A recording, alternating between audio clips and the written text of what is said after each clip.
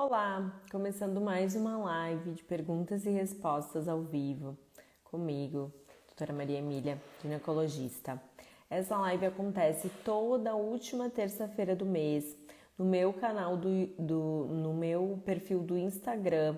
Para participar, tem um link ali na bio do Instagram, onde é só clicar, vai ter um formulário para preencher para participar das próximas lives. Preencha o formulário que você vai ser convidada a participar de uma próxima live.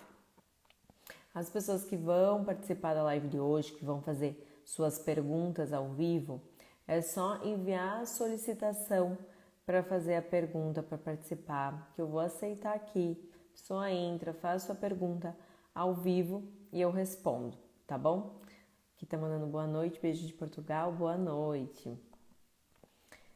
Vamos lá, eu vou aceitar aqui a Francisca.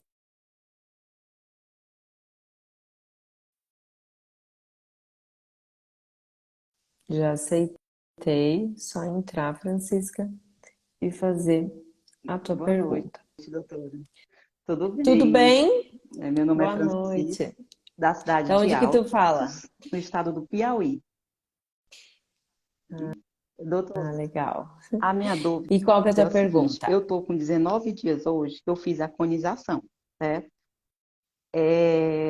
Foi descoberto há um ano atrás, que quando eu fiz a colposcopia com preventivo, deu um ferimento no colo do meu útero. Aí, só que o médico que me acompanha disse que sumia, que não precisava me preocupar, pediu uma biópsia, deu NIC1. Aí ele disse, não se preocupe não, que não, vai sumir, com o tempo some. Só que eu não fiquei nessa, né? Eu não relaxei, fui para uma segunda opinião. Na segunda opinião, o médico disse que não existia, que teria que tirar sim. E aí foi passando os dias, repeti exame, usei óvulo, fiz todo um tratamento, mais nada. Quando foi agora em janeiro, foi feita uma biópsia, aí já deu NIC2. E aí foi feita a conização tem 19 dias. E o que me deixou meio assim é que eu recebi o resultado, né, da biópsia, do material que foi tirado. E quando fui fazer, já tinha dado NIC2. Só que no resultado deu NIC3. Só que aqui diz que as margens cirúrgicas ectocervical e endocervical estão livres. Tá, uhum. A, E qual que é a tua a minha dúvida? dúvida é assim, porque como eu já vi você falando a questão do HPV, e aí eu tomei também a vacina, porque a médica disse que eu teria que tomar sim, eu tomei a vacina, estava com uns 4 dias que eu havia feito o procedimento, e aí assim, a gente passa mil e uma coisa na cabeça, né? Eu também entrei em desespero, como eu já vi outras é, pessoas falando, né, relatando que realmente não tem como você ficar sossegada quando você recebe o diagnóstico, né? Dá aquele desespero, bate aquele desespero, mas a gente tem que procurar manter a calma, mas a gente fica sempre naquela dúvida, né? E aí a minha preocupação é, assim, o que foi essa distorcida, tipo do NIC2 na biópsia, e o resultado agora veio foi NIC3. Eu não entendi. E assim, a questão do HPV, as margens estando livre, tem alguma de voltar, algo desse tipo? Eu queria que você me esclarecesse. Tá, então vamos lá. Então, o pessoal tá entrando, dando oi, oi, gente.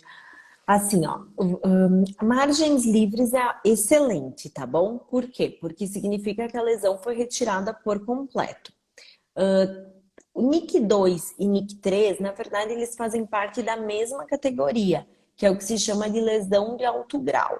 Tanto que o tratamento é igual, tá? Então, pode acontecer isso mesmo. Às vezes, a gente vê que na biópsia veio o NIC2 e depois no resultado da cirurgia da alta frequência vem o NIC3, porque depende do local que foi feita a biópsia no colo do útero, tá? Mas na prática, eles são da mesma classificação.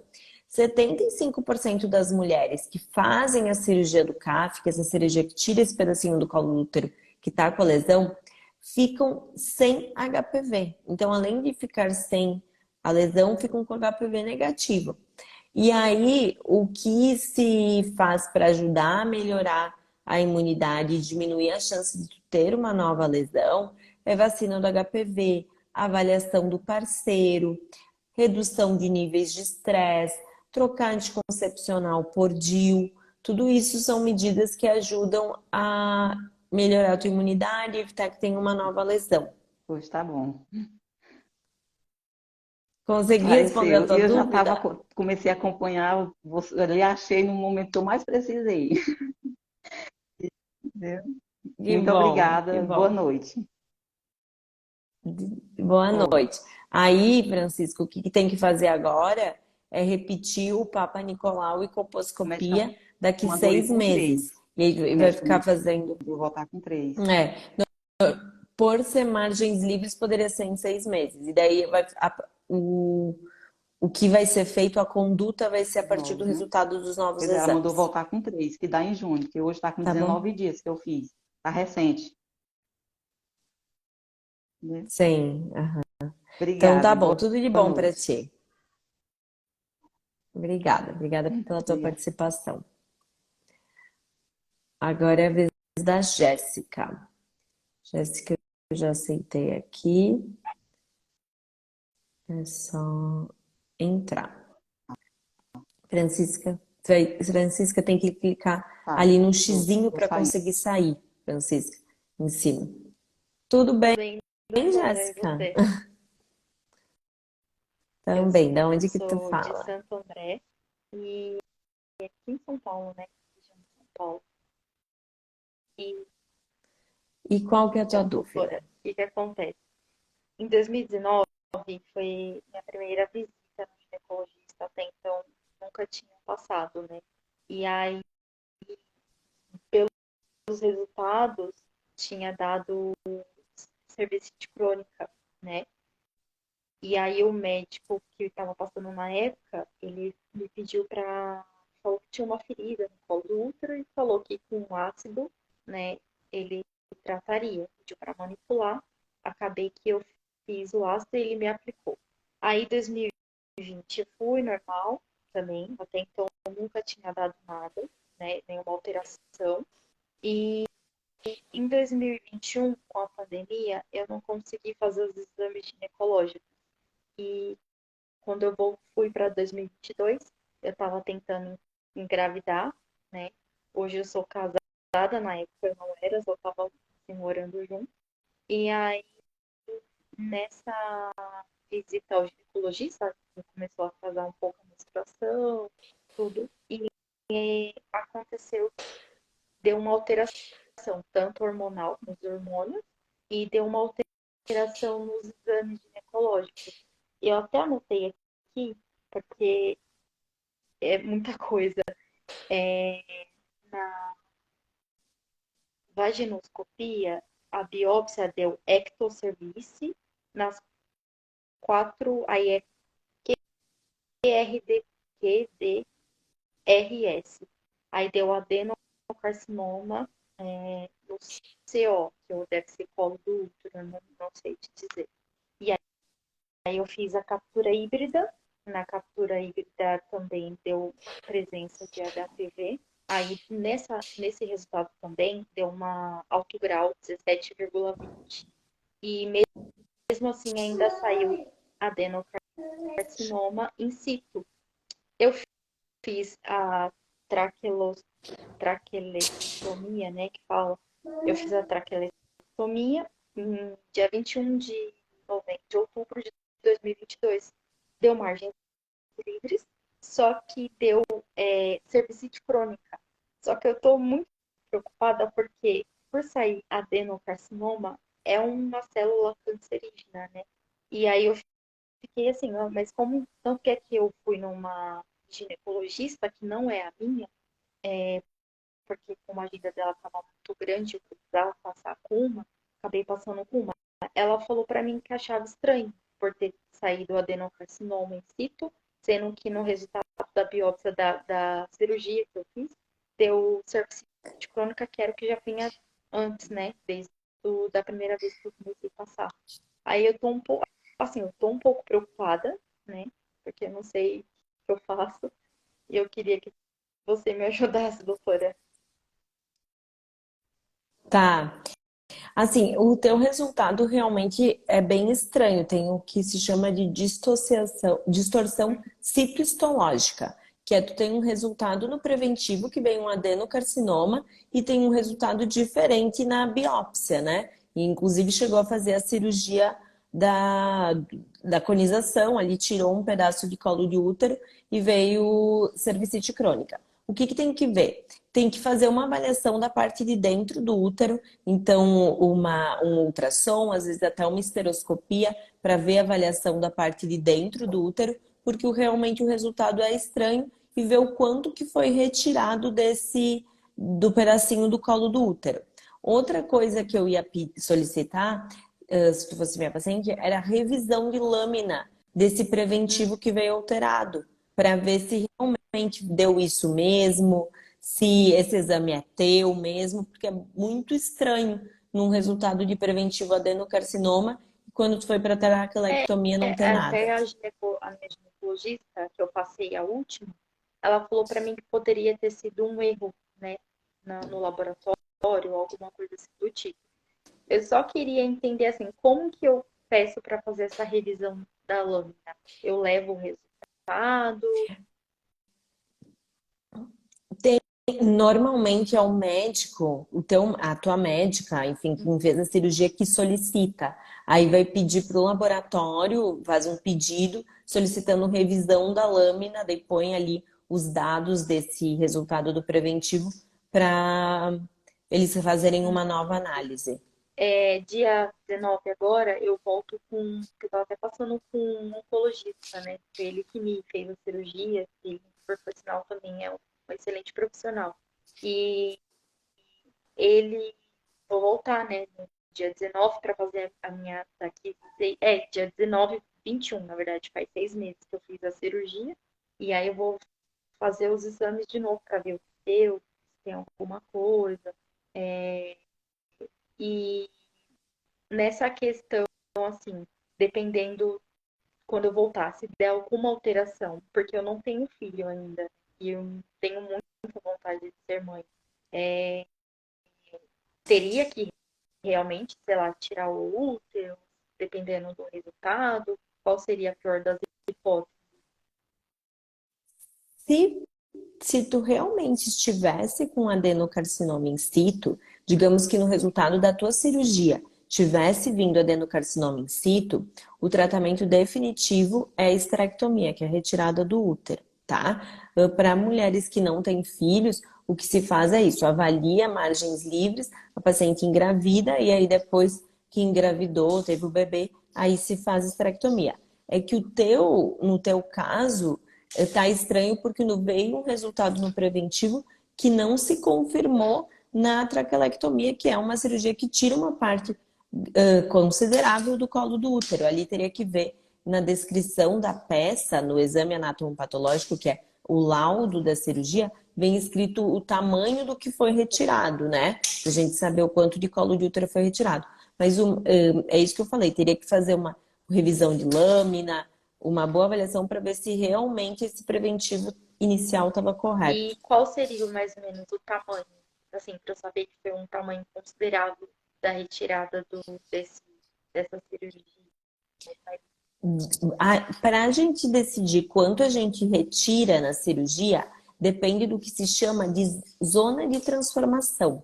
Então, quando a gente faz um exame da colposcopia, que é aquele exame que olha o colo do útero com uma lente de aumento, a gente classifica se é o que se chama de zona de transformação, que é onde transforma a parte de dentro do útero, que é do epitélio glandular, para a parte de fora, que é o epitélio escamoso, em 3 tipos, zona de transformação tipo 1, tipo 2, tipo 3. Tipo 1 é quando essa região é completamente para fora do colo do útero. A tipo 2 é quando ela já está para o canal, mas ela ainda é completamente visível no exame da colposcopia. E a tipo 3 é quando está lá para dentro do canal do colo do útero, o canal endocervical, e a gente não enxerga os limites. Aí, por que isso é importante? Porque o HPV, ele fica justamente nessa zona de transformação, onde transforma a parte de dentro para a parte de fora.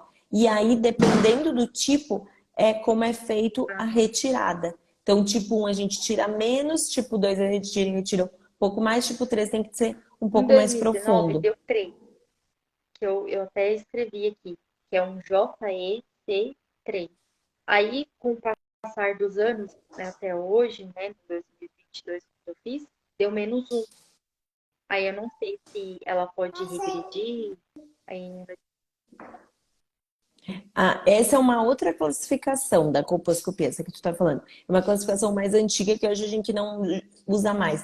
Que era, em vez de colocar em zona de transformação tipo 1, 2 e 3, que é o que se usa hoje, antigamente se falava em 0, -1, +1. Mas essa classificação não é Porque mais essas que utilizada. eu fiz agora vieram dessa forma, né? Aí, mais deu Entendi. zona de transformação, deu esse negócio que você falou, que é zona de transformação do epitélio escamoso para fora. No meu deu. Então, assim, não sei se. E eu Sim. lembro. Aham. Então, se ela é para fora, se é tipo 1, a quantidade de tecido de colo de útero que precisa Eu tirar lembro é que quando eu menos. acordei, foi 10 minutos na cirurgia. Quando eu acordei, eu pedi para ver, né? Eu falei assim, deixa eu ver o tamanho que tirou, porque eu, como eu queria Uhum. muito engravidar, eu queria saber mais ou menos o tamanho. E foi um pedacinho, tamanho, sei lá, bem pequeno. Mas no laudo está escrito, no laudo do exame anatomopatológico, que é a análise da peça da biópsia, vem descrito o tamanho do colo do útero que foi Tá retirado. certo. Consegui te Consegui, ajudar? consegui sim, doutora. Obrigada, viu? Que bom, que bom. Uma ótima Obrigada eu, muito noite. obrigada pela tua participação. Tchau, tchau. Ótima noite. Tchau. Então vamos lá. Agora é a vez da Renata. Vamos lá, Renata. Só aceitar aí, que eu já liberei aqui.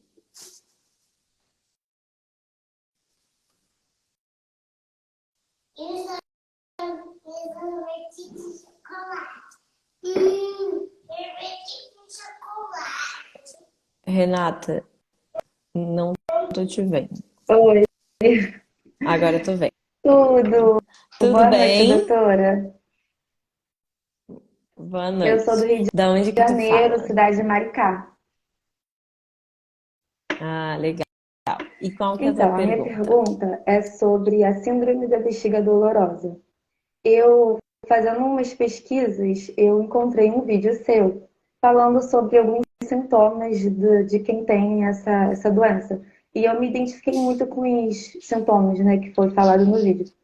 E aí eu estou até fazendo um acompanhamento com o urologista, mas ainda não foi fechado um diagnóstico. E aí eu queria saber se existe algum exame que possa me dizer especificamente se o que eu tenho é realmente a síndrome da bexiga dolorosa. E se for constatado que é realmente isso que eu tenho, se existe algum remédio que possa fazer com que esses sintomas sejam aliviados e que as infecções urinárias elas diminuam, porque eu passo mais tempo com infecção urinária do que sem. Então, assim, tem mexido muito com a minha rotina, porque eu estou sempre com esse incômodo na bexiga, como se eu tivesse com muita vontade de urinar. E nem sempre eu tenho essa urina ali naquele momento para fazer, né? E aí eu tô sempre com infecção urinária. Às vezes o exame dá infecção e aí eu faço tratamento com antibiótico. Às vezes não dá infecção, mas mesmo assim eu tô com aquele incômodo na bexiga como se ela estivesse muito cheia. Certo. A bexiga dolorosa, ela é um diagnóstico diferencial de infecção urinária de repetição. O que que é isso? Ela simula, parece uma infecção urinária e quando a pessoa vai fazer o exame, não dá infecção. Mas tem a dor, tem uma característica da bexiga dolorosa que é uma dor que melhora quando urina, tá? E assim, existem diversos tratamentos para ela, não existe assim um tratamento, é esse pronto, tá? Existem várias opções de tratamento. O que eu tenho feito nas minhas pacientes que funciona muito bem é a aplicação de toxina botulínica dentro da bexiga, tá? Isso serve para quê? Tanto para aumentar o intervalo entre as micções, para ir menos vezes no banheiro fazer xixi, porque como a pessoa tem dor, às vezes tem que estar toda hora no banheiro fazendo xixi para aliviar a dor, então isso melhora. E o Botox também tem uma função nociceptiva, então a gente sabe que ele tem uma função na questão da dor mesmo, e aí por isso que diminui. Eu tenho uma paciente do consultório que ela não conseguia ir de uma cidade para outra, questão de 20 minutos aqui na região, ela não conseguia ir de carro de tanta dor que ela tinha na bexiga. E aí a gente fez a aplicação e agora ela consegue viajar, vai daqui para Campinas, que dá mais ou menos 2 horas, sem ter que parar no caminho para fazer xixi, o que antes era impossível. Ela parava várias vezes. Então funciona bem, tá? Essa Pode dor na falar. bexiga que a senhora se refere, é aquela vontade de urinar como se ela estivesse muito cheia? Isso, então assim, claro que tem que fazer uma avaliação mais completa, aqui acaba sendo muito superficial, mas algumas características da síndrome da bexiga dolorosa.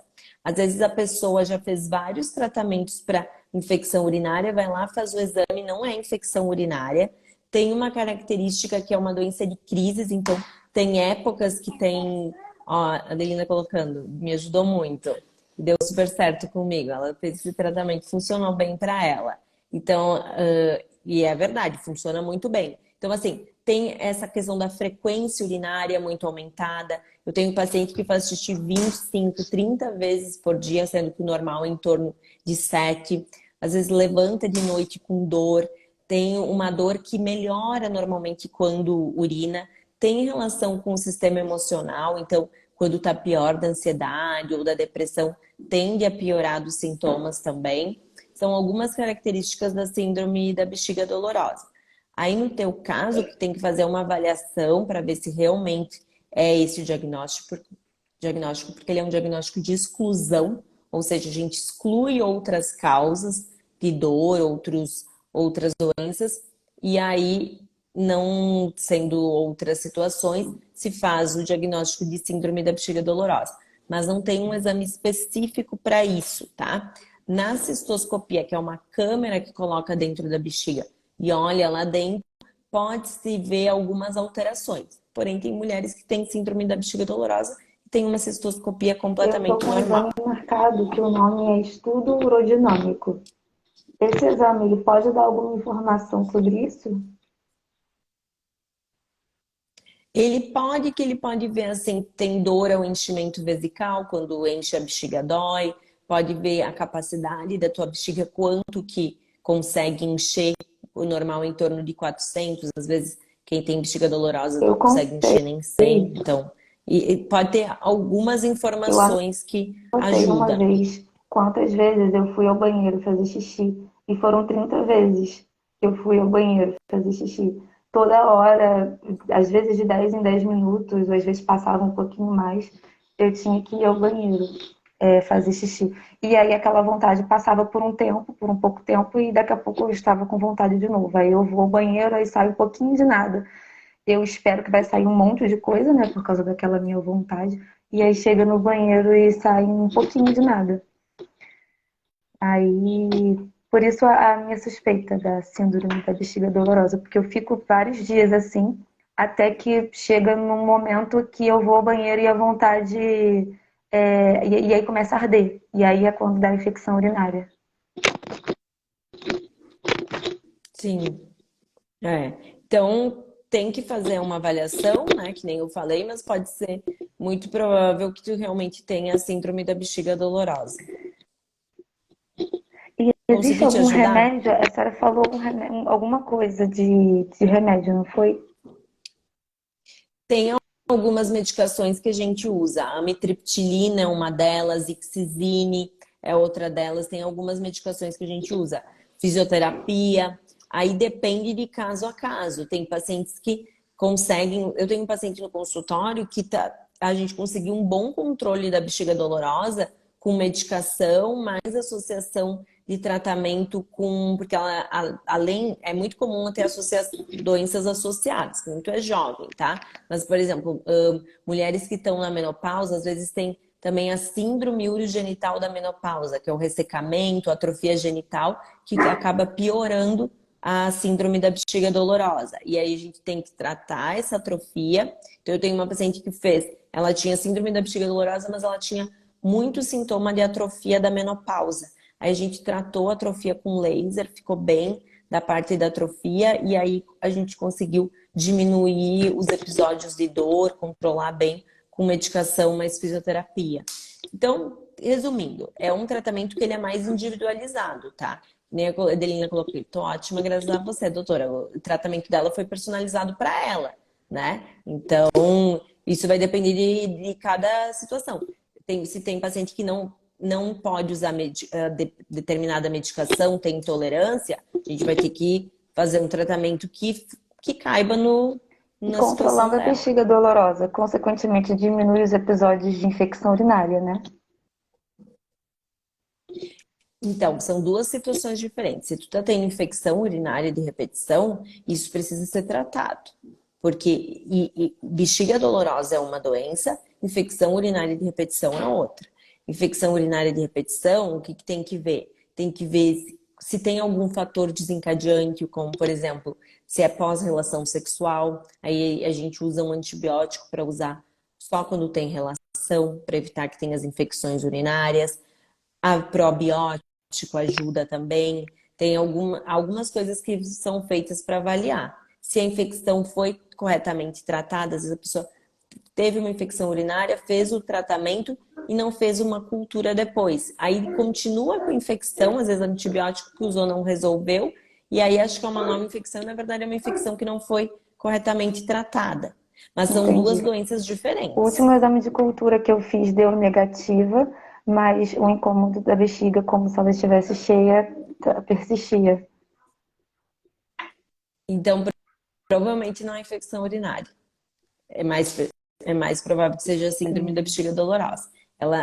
A dor parece de infecção, mas não, no exame sim. não dá. Obrigada, doutora. De nada, tudo Tchau. de bom, foi um prazer. Tchau. Obrigada pela tua participação. Agora é a vez da Valdenir.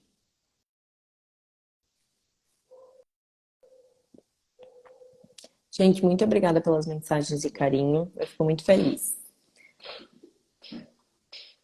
Valdenir, não estou conseguindo te ver.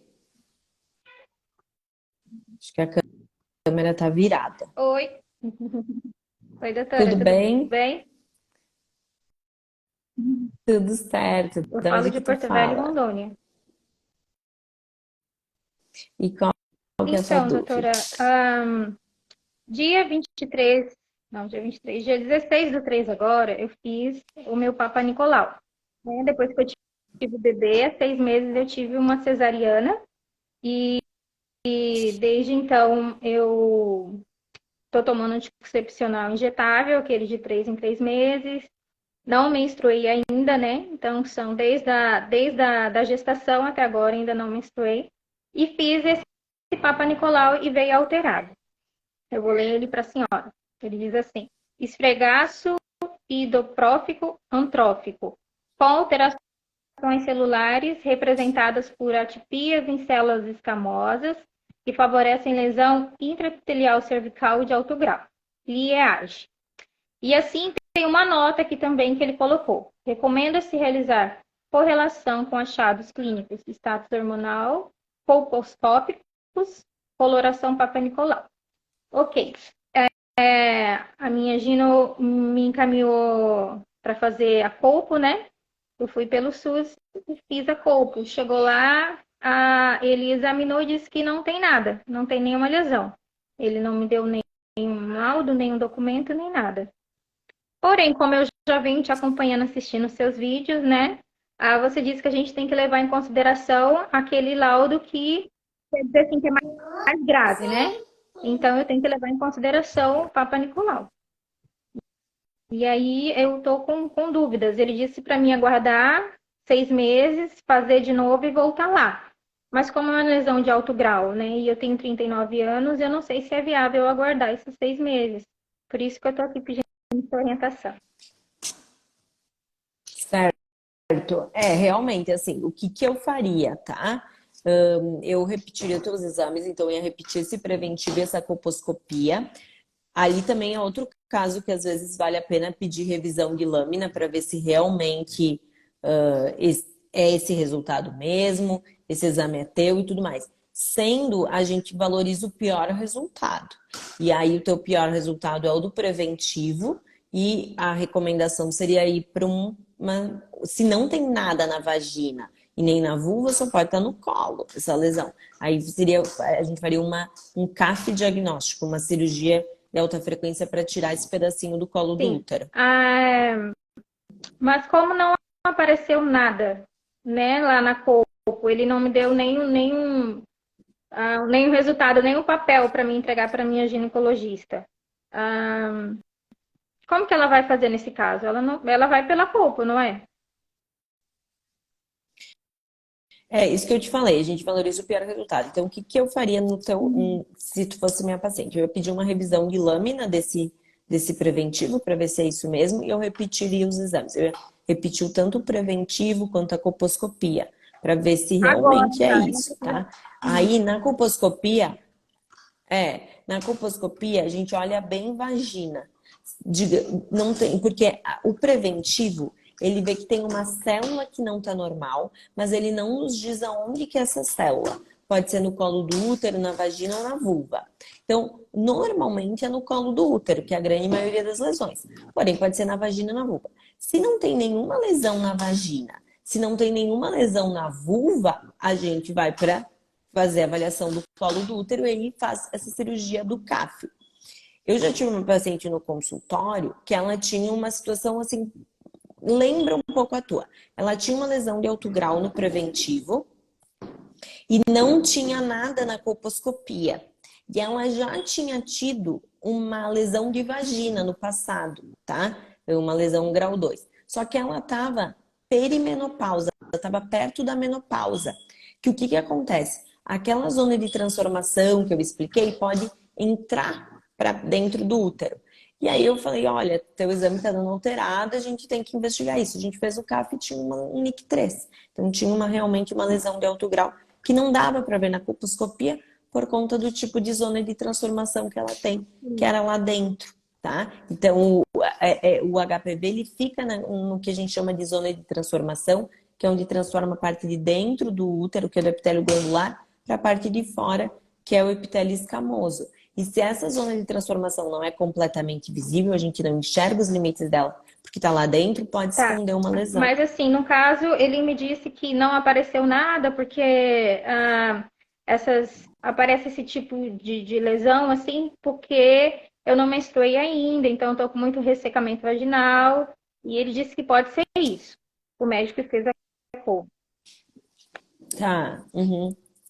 Foi quanto tempo depois do teu 6 parto que meses. tu coletou o preventivo? 6 meses. Tem que ser 90 dias pós-parto. Até pode ser. Se tiver uma pesquisa, assim, a lesão de alto grau a gente fica mais de olho, tá? Se tiver uma pesquisa de HPV positiva, é mais uma coisa para a gente acreditar que esse resultado Então também eu é deveria real. fazer essa pesquisa. Não tenho.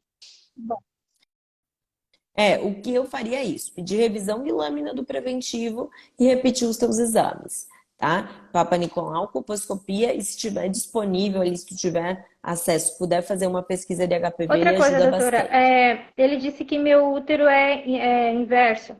Isso também dificulta a análise?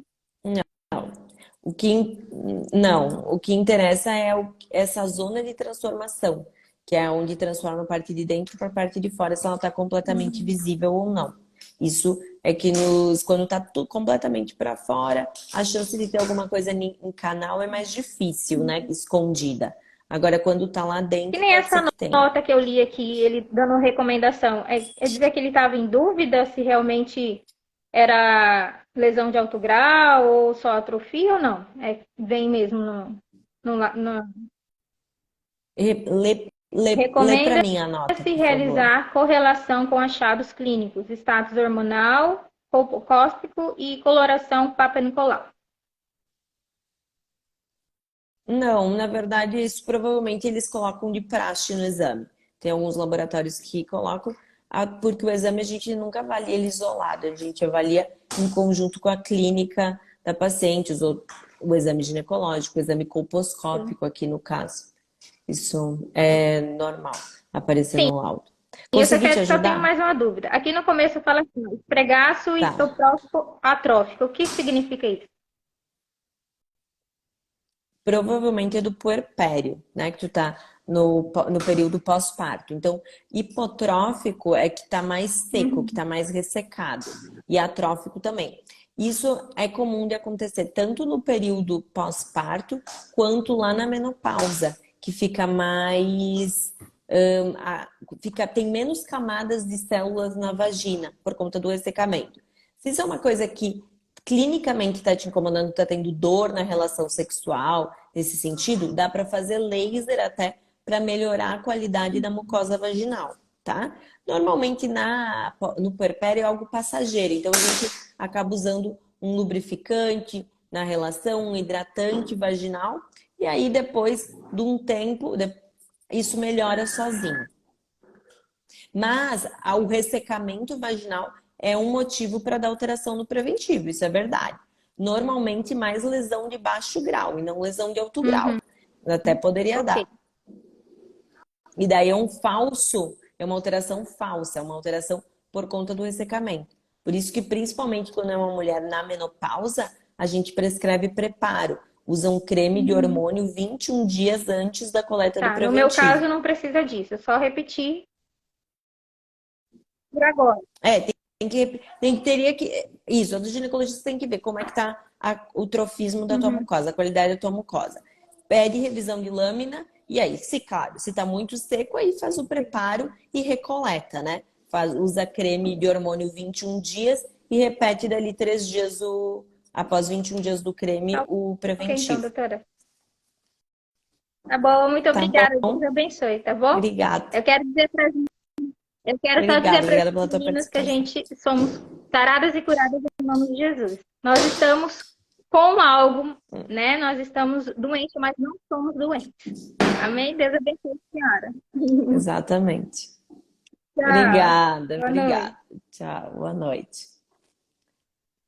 Agora é a vez da Jéssica.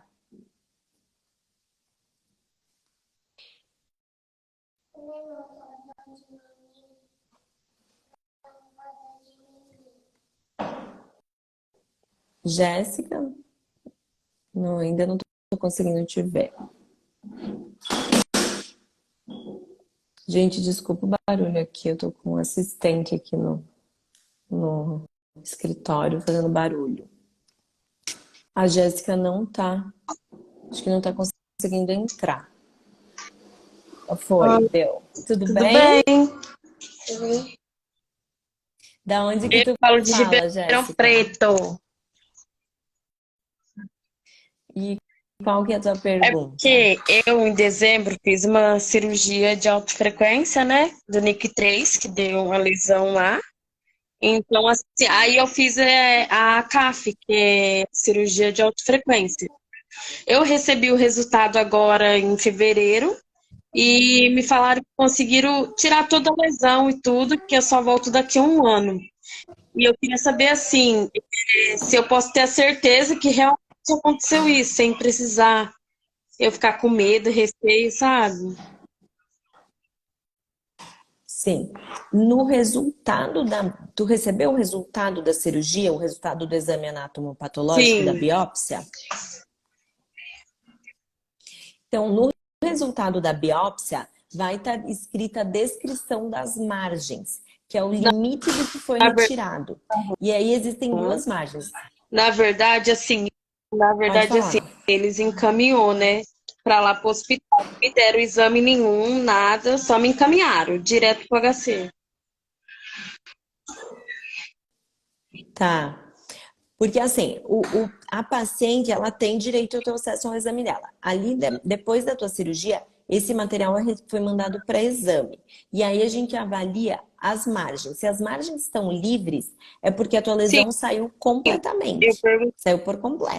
tinha Aí, dado, falou que deu margens livre mesmo. Eu falei Eu assisti, Pronto. eu Aí a assisti chance. os vídeos em tudo, aí então eu já sabia o que era margens livres e tal. Aí eu perguntei, entendeu? Mas então deu margens Ah, livres? Falou que sim. ótimo. Então tá bom. O tratamento, ele nunca é do vírus do HPV, Sim, que é da lesão, tá? Então, o que se faz é estimular que a tua imunidade esteja ativa, então vacinando, não fumando, não ficando no ambiente que tem pessoas que fumam, reduzindo níveis de estresse, tudo isso ajuda a certo. melhorar a imunidade, né? Para evitar que tu tenha uma nova Sim. lesão, tá? Porque o acompanhamento, então a gente faz de 6 em 6 meses por 2 anos com Papa Nicolau e colposcopia, para justamente ver. Porque se tu ficar sem o vírus, que isso acontece em 75% Aham. dos casos, a chance de tu ter uma nova lesão diminui muito. Se permanecer com o vírus, aí tem uma chance maior de ter uma recidiva, tá? Junto com o Papa Nicolau e colposcopia, dá para fazer uma pesquisa de HPV. Por quê? Quando ela tá negativa, a chance de tu ter uma recidiva é muito Sim, menor. sim. Então, mas aí eles não me passou para ir daqui de 6 em 6 meses. Sim, marcou daqui 1 ano. Só ano que vem que eu vou. Uhum. Não é o que o Ministério da Saúde recomenda lá no protocolo de rastreamento de câncer de colo de útero. Mas aí tem que ver a dinâmica de cada serviço, de cada local, né? Normalmente o que a gente faz é de Tinha seis em dado seis lá o meses. vírus que você falou, realmente deu o vírus mesmo. E assim, agora eu vou esperar, né? Fazer o quê? Não tem outra opção? Sim, aproveita para fazer a vacina também do HPV. É uma coisa que Sim. ajuda Então, a melhorar a e imunidade. que vocês estavam fazendo aí, né? Só que eu moro muito longe, então não tem como, né? É. E também ver, eu não sei qual é o método que tu tá usando, tu usa anticoncepcional, o que que Bom, tu usa de e, método? inclusive o Implanon deixou, Ah, não, ótimo. ele aumentou meu peso assim, ó, muito. Em 2 meses fez assim. É normal É. isso também? Não costuma ser do Implanon, ele não é para mexer no peso, Inclusive, inclusive, não é para vou ele tirar uma ter. dúvida rápida aqui, é que eu comecei a fazer exercício, sabe? E eu queria saber assim, se ele impede de perda de peso. Não. O Implanon, a grande vantagem dele em relação aos outros métodos é a taxa de eficácia, que ele é 10 vezes mais seguro do que a Sim. laqueadura tubária, por exemplo. Ele é mais seguro do que a vasectomia, então não tem nenhum método que é tão eficaz quanto ele. E ele só tem um hormônio, que é a progesterona, então ele não tem estrogênio, então ele não é para aumentar risco de trombose, de varizes, de hipertensão, nada disso. E ele, assim, ele é neutro para a pele, não melhora nem piora a pele, e também não é para ter Ah, influência tá. nenhuma no peso. Nossa, só que eu sangro muito com ele também. Sangro muito. Isso pode acontecer, Então tá tudo normal pode isso acontecer, também, né? tá tudo certo. Os primeiros, não sei quanto tempo faz que tu botou, os primeiros 3 meses é fase de Eu coloquei adaptação. Quanto em tempo julho do ano faz? passado, vai fazer 1 ano já. Agora em julho. Eu já tô fazendo um ano. Aham. 75,6% das mulheres que põem ou não menstruam ou menstruam muito pouco com ele. 24,4% pode ter um sangramento em pequena quantidade, mas durar mais dias, Sim, até 14 dias. A gente não tem como prever antes de colocar em qual grupo que tu vai estar. Então pode ser que tu tenha ficado nesse grupo aí dos 24% que tem sangramento pois é, mais logo prolongado. eu, né?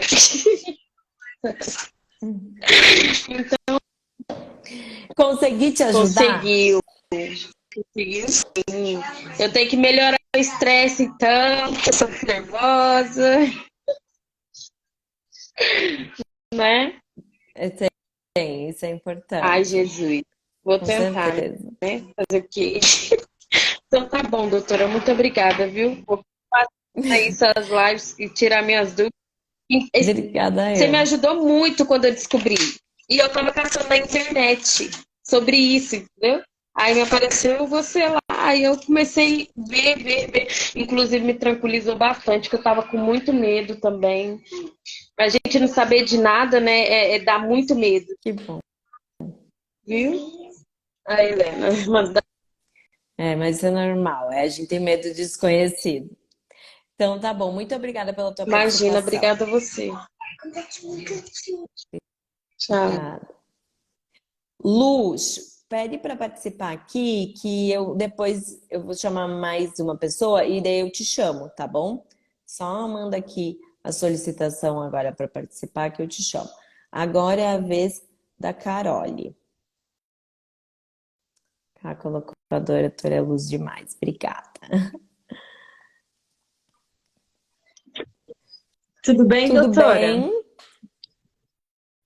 certo. É Carol, Carole, né? eu tenho uma A Carol. dúvida, né? Na verdade, eu te busquei, te achei no Google, por acaso, eu sou de Mogi das Cruzes, São Paulo, Tá, porque eu tá. tenho infecção de repetição muito grande, já passei em vários urologistas, só que eu acho que nada melhor do que uma mulher para entender mulher, né?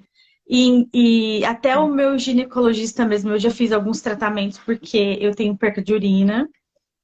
Porque o meu primeiro parto, ele Tá. não foi um parto muito dos melhores, então assim, foi bem complicado. E devido a tudo isso, eu creio que a minha bexiga ela baixou, cedeu um pouco, e eu já fiz fisioterapia, eu fiz cadeira em sela, eu fiz de tudo. Mas mesmo assim, eu ainda tenho um pouco de perca de urina, isso, e devido a isso, pode ocorrer infecção de urina consecutiva, direto. E na última cultura que eu fiz, nem deu, assim, não deu bactéria, mas quando dá eu trato, faço direitinho todo o procedimento, mas tem mais ou menos um ano que vem dando infecções urinárias recorrente, e não vence mais antibiótico. E na última cultura, nem deu bactéria, teve algumas exames urinários que deu um pouquinho de areia, cristais, sabe? Mas muito pouco. A gente tratou também, eu tomei um medicamento para liberar os cristais, não é o problema, não são mais os cristais. Dá como se eu tivesse com cistite constantemente. Tá. Assim, ó, a tua dúvida é se o Uhum, prolapso uhum, poderia causar as infecções isso. urinárias, isso? Até pode. Se tiver um prolapso importante de bexiga, pode sim ser uma causa para infecção urinária, mas assim, um prolapso que é a bexiga sai para fora da Entendi. vagina, que é os prolapsos grau 3 e 4, que Entendi. são os maiores, tá? Quando é um prolapso menor, é menos comum ele ser a causa da infecção urinária. Quando é por quê? Porque aí a pessoa não consegue esvaziar completamente a bexiga, sobra urina dentro da bexiga e aquilo ali vira um meio de cultura, um caldo de cultura para Entendi. infecções. Quando tá com infecção urinária de repetição, tem que fazer um tratamento específico para isso, tá? E aí o que que a gente faz? Avaliar se é pós-relação sexual ou não. Quando é pós-relação, a gente usa uma profilaxia, que é um antibiótico, toda vez que a pessoa tem relação. Quando não associa com relação, a gente usa ele contínuo, um comprimido por dia. E isso se faz pelo menos por 6 meses. Associa probiótico. Quando tem ressecamento vaginal associado, que é muito comum aumentar as infecções urinárias, por exemplo, no período do climatério ou depois na menopausa, a gente faz um tratamento para isso, porque aí o que que acontece? Acontece uma mudança da flora da vagina. A flora da vagina, em vez de ser colonizada pelos lactobacilos, que é o normal, passa a ser colonizada pelos coliformes, que são as bactérias que dão justamente as infecções urinárias.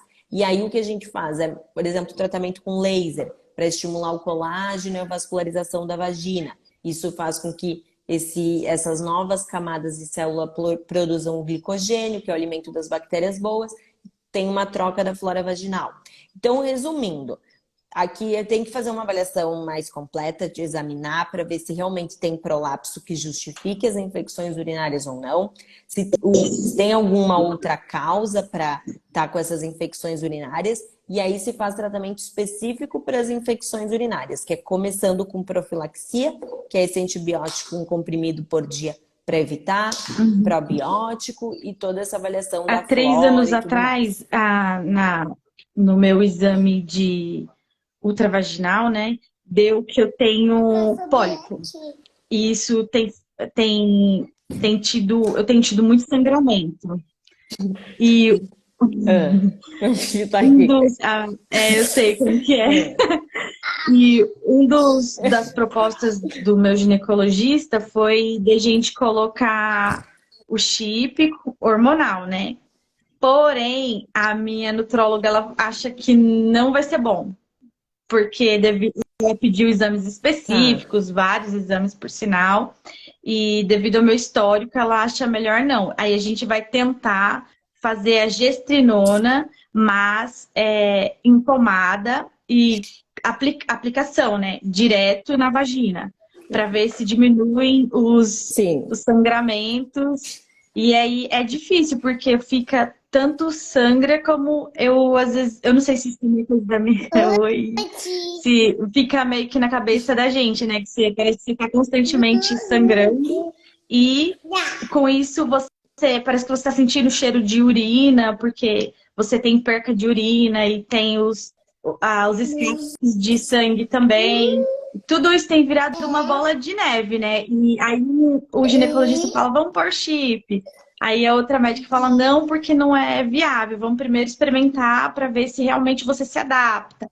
Aí eu falei, gente, aí eu buscando no Google te achei, né? Eu falei, uma médica que consegue, acho que essa daqui vai conseguir me tirar pelo menos algumas dúvidas. E eu vi que você tá próximo de mim, né? Aí eu falei, nossa. Sim, e deixa eu te perguntar uma coisa. Desculpa aqui pelo. O pólipo tu chegou a tirar? Não, ele nem chegou a cogitar Tá. tirar. Ele, na verdade, ele falou assim, é pequenininho, mas eu falei, mas eu sangro muito. Ele, então, é por causa do pólipo, é normal. Eu falei, mas eu não quero ficar sangrando, nem tendo escape de sangramento direto. E a única coisa é que para fazer reposição tem que tirar o pólipo primeiro. Entendi. Com hormônio, assim, tá? A gente tira, porque você não pode até estimular crescer e tudo mais, e a gente daí não tem segurança para acompanhar esse pólipo. Entendi.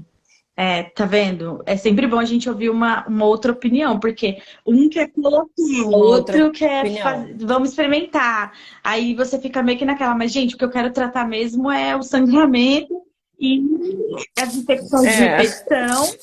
E porque dói mesmo, porque eu sinto muita dor, parece que constantemente você tá com dor pra urinar e você tá com vontade de fazer xixi. A noite inteira eu fico indo no banheiro. A noite inteira, assim, sabe? Sim. E às vezes dá infecção nos exames e às vezes não dá. E mesmo assim, mas continua, sabe? A ardência, os sintomas de cistite normal. Igual, às vezes, chega na hora de... Parece que você fez tudo o xixi, mas você não fez tudo.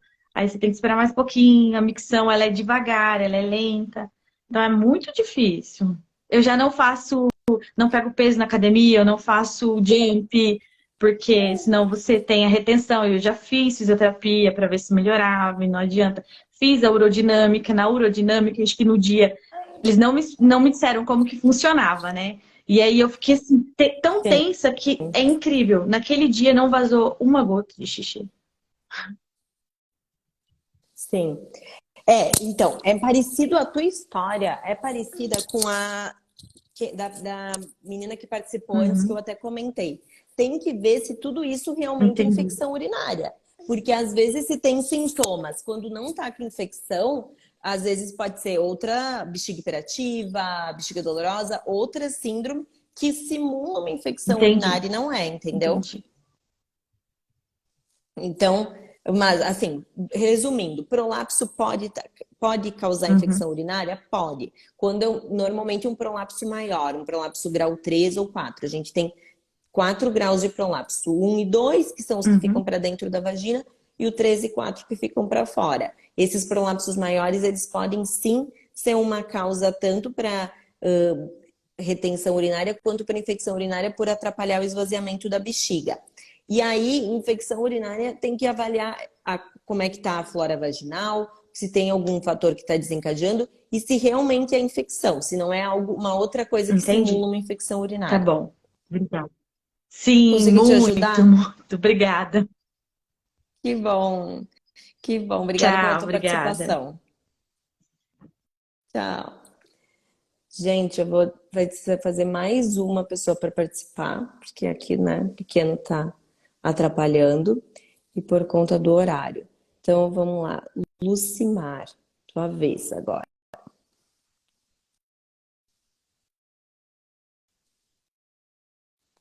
Só aceitar que eu já liberei aqui.